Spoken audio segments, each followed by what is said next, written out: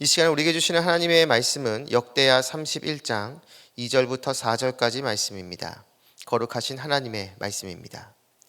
히스기야가 제사장들과 레위 사람들의 반열을 정하고 그들의 반열에 따라 각각 그들의 직임을 행하게 하되 곧 제사장들과 레위 사람들에게 번제와 화목제를 드리며 여호와의 휘장 문에서 섬기며 감사하며 찬송하게 하고 또 왕의 재산 중에서 얼마를 정하여 여호와의 율법에 기록된 대로 번제 곧 아침과 저녁의 번제와 안식일과 초하루와 절기의 번제에 쓰게 하고 또 예루살렘에 사는 백성을 명령하여 제사장들과 레위 사람들 목에 음식을 주어 그들에게 여호와의 율법을 힘쓰게 하라 하니라. 아멘. 오늘 본문 3절에 나오는 또 왕의 재산 중에서를 오늘 말씀의 제목으로 삼습니다. 이 말씀이 저와 여러분의 삶으로 고백되기를 간절히 축복합니다. 지금 계속해서 우리는 히스기야 왕을 살펴보고 있습니다. 적어도 역대기의 관점에서 보면 히스기야 왕은 다윗과 솔로몬에 이어 가장 위대한 왕이라고 할 수가 있습니다. 그것은 분량 면에서도 그러한데요. 다윗과 솔로몬을 제외하고 역대기에서 가장 많은 분량을 차지합니다. 앞에서 우리가 살펴봤지만 히스기야 왕은 성전을 정화하고 지켜지지 않았던 유월절을 다시 부활시킵니다. 남유다의 영적인 부흥과 영적인 각성을 일으킨 왕이죠. 오늘 보면 역대하 31장은 히스기야의 개혁 마지막 내용을 우리에게 보여줍니다. 히스기야는 성직자들을 오늘 본문에 보면 정비를 하는데요. 본문 역대하 31장 2절을 보면 히스기야가 제사장들과 레위 사람들의 반열을 정하고 그들의 반열에 따라 각각 그들의 직임을 행하게 하되 곧 제사장들과 레위 사람들에게 번제와 화목제를 드리며 여호와의 휘장 문에서 섬기며 감사하며 찬송하게 하고. 히스기야는 제사장들과 레위 사람들의 조직을 재정비합니다. 과거 다윗이 법궤를 예루살렘 성으로 옮긴 후 레위 사람들에게 새로운 임무를 줬었습니다. 그런데 그 이후 시간이 흐르면서 또 남유다의 악한 왕이 등장하면서 이러한 제사장과 레위인의 임무가 흐지부지해진 것 같습니다. 그래서 히스기야는 이것을 본격적으로 다시 재조직한 것이죠. 그는 제사장과 레위인들 그들에게 번제와 화목제를 드리는 자들, 그리고 성전 예배를 참여하는 자들, 그리고 그 제사에서 하나님을 찬양하는 자들로 구분합니다. 이들에게 각자의 임무를 주고 각자의 직임을 잘 감당할 수 있도록 한 것이죠.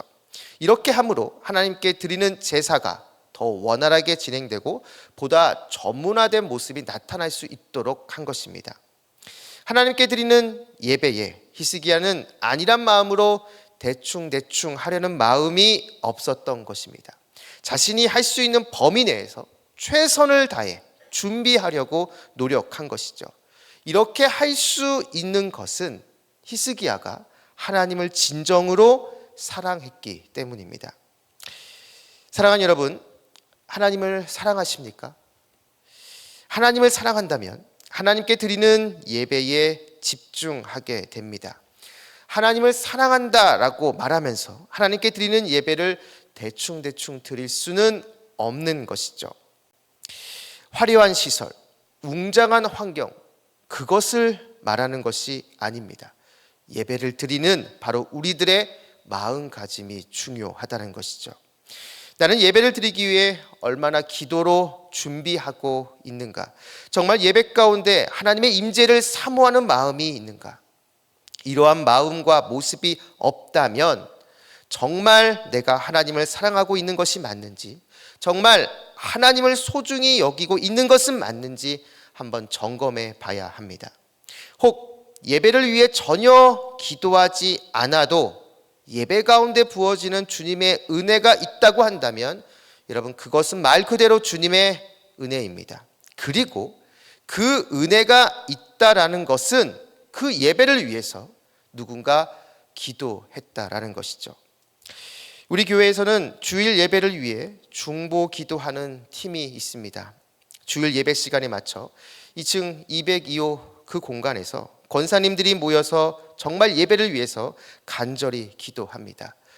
설교하시는 담임 목사님을 위해서, 그리고 예배를 담당하는 많은 사람들을 위해서 무엇보다 그 예배에 참석하신 많은 성도님들이 그냥 왔다 그냥 돌아가지 않도록 그 예배 가운데 임재하시는 그 하나님을 맛보고 그 은혜 가운데 풍성히 젖어들 수 있도록 그 예배를 위해서 정말 간절히 기도합니다.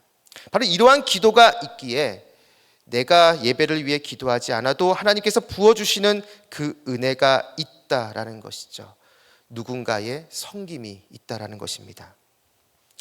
중보기도팀에 계신 분들이 예배를 위해 기도하는 이유는 분명합니다. 주님을 사랑하기 때문입니다. 그래서 주님께 드리는 예배를 위해 간절히 기도하는 것이죠. 주님을 사랑한다면 주님께 드리는 예배를 소홀히 할 수 없습니다. 그 예배를 통해 주님을 만나고 주님의 은혜가 임하도록 우리는 기도해야 합니다. 바로 이것이 주님을 예배하는 예배자로서의 기본적인 자세라는 것이죠. 바라기는 주님을 사랑하는 마음으로 예배를 소중히 여기며 그 예배 가운데 주님께서 부어주시는 그 은혜로 항상 승리하는 저와 여러분 우리 모두가 되기를 주님의 이름으로 축원합니다. 이렇게 제사장과 레위인의 조직을 재정비하고 이어서 히스기야는 이들이 제사에 집중할 수 있는 구조를 개편합니다. 유월절을 재개하고 성전을 정화하면서 하나님께 드리는 제사를 부활시켰지만 이 제사를 지속적으로 드리기 위해서는 제사장과 레위인이 이 제사에 집중할 수 있도록 만드는 것이 중요했기 때문입니다. 그래서 이들이 이 제사 성전 사역에 집중할 수 있도록 여러 가지 모든 것들, 특별히 경제적인 여건을 히스기야는 보장해 줍니다. 바로 여기에서 히스기야의 탁월한 점이 나오는데요. 본문 3절을 보면 또 왕의 재산 중에서 얼마를 정하여 여호와의 율법에 기록된 대로 번제 곧 아침과 저녁의 번제와 안식일과 초하루와 절기의 번제에 쓰게 하고, 히스기야는 자신의 재산에서 아침 저녁으로 드리는 번제에 쓸 그 짐승을 바쳤고 안식일과 초하루 절기에 쓸 짐승을 바칩니다. 매일 성전에서 드리는 번제와 절기에 드릴 짐승을 히스기야는 개인 재산으로 하나님께 헌신한 것이죠. 이는 매년 동물 수백 마리에 해당하는 양입니다. 이것을 히스기야가 솔선수범한 것입니다. 이러한 헌신이 있은 후 히스기야는 예루살렘에 사는 백성들에게 명령해서 제사장과 레위 사람들이 제사에 집중할 수 있도록 그들에게 음식을 주도록 명령합니다. 그러자 예루살렘에 있는 많은 사람들이 제사장과 레위인이 사역에만 전념할 수 있도록 정말 많은 성물을 드렸고, 성경을 보면 그 양이 엄청났다라고 이야기를 합니다. 이렇게 백성들이 헌신할 수 있었던 것, 그것은 먼저 히스기야의 솔선수범이 있었기 때문입니다. 히스기야는 백성들에게 명령하기 전에 먼저 자신의 재산으로 하나님을 섬겼습니다. 자신이 먼저 모범을 보인 것이죠. 이것을 본 예루살렘 백성들은 자연스럽게 히스기야를 따라 제사장과 레위인을 섬기게 됩니다.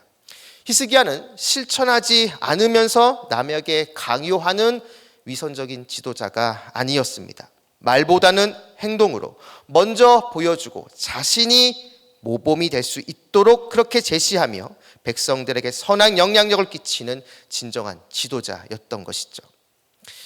그리스도인도 마찬가지입니다. 그리스도인은 영향을 주는 존재입니다. 가정에 있든지 회사, 직장에 있든지 그리스도인은 세상의 빛과 소금으로 존재합니다. 빛과 소금이 아닌데 빛과 소금처럼 되려고 노력하는 존재가 아니라 이미 빛과 소금이라고 주님께서는 우리에게 말씀하셨습니다. 이 말은 우리는 부득불 세상에 영향을 끼치는 존재라는 것이죠. 문제는 그 영향이 선한 영향인지 악한 영향인지 우리 각자의 삶에 달려 있다라는 것입니다. 많이 가지고 다른 사람보다 더 높은 지위에 올라가는 것으로 세상에 영향을 끼치기보다는 오히려 매일매일 내 삶 가운데 나에게 주시는 주님의 그 말씀에 귀 기울이고 그 말씀에 순종함으로 우리는 이 세상을 향해서 주님의 주님 되심을 드러내 보여줘야 합니다. 이것이 대단해 보이지 않고 거창하게 보이지 않는다 하더라도 바로 이것이 하나님의 나라를 이 땅 가운데 확장하는 주님의 방법입니다. 우리 삶을 통해서 말이죠. 말보다는 행동으로 주님의 가르침을 이 세상에 보여줘야 합니다. 다른 사람을 더 섬기고 다른 사람을 위해 더 양보하며 주님의 닮은 모습이 우리에게 있어야 합니다. 그렇게 묵묵히 말씀이 삶이 되게 하는 모습이 있을 때 바로 우리를 통해서 주님의 복음이 드러나고 전달되는 것이죠. 나의 믿음이 내 삶에서 열매 맺도록, 그리고 그 열매를 보고 세상이 주님을 알도록 해야 합니다. 바로 이것이 우리들의 사명인 것입니다. 사랑하는 말씀상 공동체 성락성결교회 성도 여러분, 매일매일 말씀 묵상을 통해 나에게 주시는 주님의 음성에 귀 기울이시기 바랍니다. 그리고 그 말씀에 순종하시기 바랍니다. 이러한 모습들이 하나씩 쌓이고 쌓이다 보면 어느 순간 내 주변에 하나님 나라가 임하게 될 것이고 내 주변에 있는 사람들이 주님을 만나는 놀라운 일이 벌어지게 될 것입니다. 그리고 우리는 예배자로 부름받았다는 것을 잊지 말아야 합니다. 예배를 통해 주님께서 주시는 은혜가 있습니다. 그 은혜를 받기 위해서는 우리는 기도해야 합니다. 기도로 준비할 때 주님께서 주시는 그 은혜가 더 크게 우리에게 임하게 될 것입니다. 바라기는 이곳에 계신 여러분 모두가 오늘 이 말씀 기억하시면서 예배의 자리를 소중히 여기며 말씀이 삶이 되도록 내 삶의 현장에서 끊임없이 노력하는 저와 여러분 우리 모두가 되기를 주님의 이름으로 축원합니다. 기도하겠습니다. 우리의 모든 것 되시는 아버지 하나님, 오늘도 우리에게 말씀을 주시고 이 말씀을 붙잡고 기도하게 해주심을 진심으로 감사합니다. 우리 모두가 예배자로 부름받았다는 그 사실을 잊지 않게 해주시고 주님께 드리는 예배를 소중히 여기며 준비하는 모습이 있게 하여 주옵소서. 그리고 나에게 주시는 말씀에 귀 기울이고 그 말씀에 순종함으로 말씀이 삶이 되는 모습으로 이 세상의 빛과 소금의 역할을 온전히 감당하게 하여 주옵소서. 오늘 하루의 첫 시작입니다. 오늘 하루 동안 우리 모든 성도님들과 함께 해주셔서 길의 위험과 사람의 위험과 여러 환경의 위험에서 우리를 지켜주시고 무엇보다 우리 마음속에 우리를 끊임없이 유혹하는 음란과 거짓과 교만과 시기와 탐욕의 유혹에서 우리를 건져 주옵소서. 감사드리며 예수님의 이름으로 기도드립니다. 아멘. 공동 기도문입니다. 지금 들은 말씀이 내 삶으로 이어지게 하옵소서. 동네 세매주 성경 말씀 묵상을 통해 말씀의 깊이가 있는 말씀상 공동체 성락성결교회가 되게 하옵소서.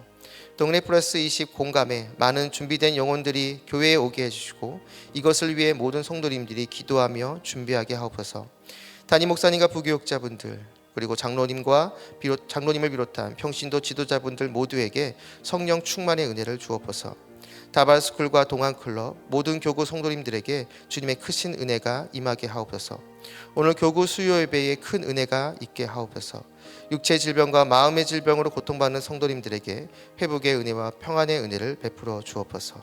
이 시간 함께 나누는 공동 기도문과 각자 가지고 나온 개인의 기도 제목을 놓고 기도하신 후에 삶의 자유로 나아가도록 하겠습니다. 기도하시겠습니다. 참 좋으신 아버지 하나님 감사합니다. 오늘도 우리에게 말씀을 주시고 이 말씀을 붙잡고 기도하게 해주신 것 진심으로 감사드립니다. 하나님, 아버지 하나님 오직 주님을 바라보고 나아갑니다. 아버지께서 주시는 그 말씀을 붙잡고 그 말씀에 순종하는 모습이 우리 가운데 있게 되길 합니다. 그래서 말씀이 삶이 되는 그러한 은혜가 우리 삶 가운데 있을 수 있도록 주여 역사하여 주시옵소서. 그래서 부족하지만 하나님 그러한 모습 그러한 삶을 드러내 보여줌으로 말미암아 이 세상 가운데 예수 그리스도가 주님의 주님 되시고 이 진정한 왕이심을 드러내 보일 수 있는 그런 모습이 될 수 있도록 도와주시옵시고 하나님 나라가 이 땅 가운데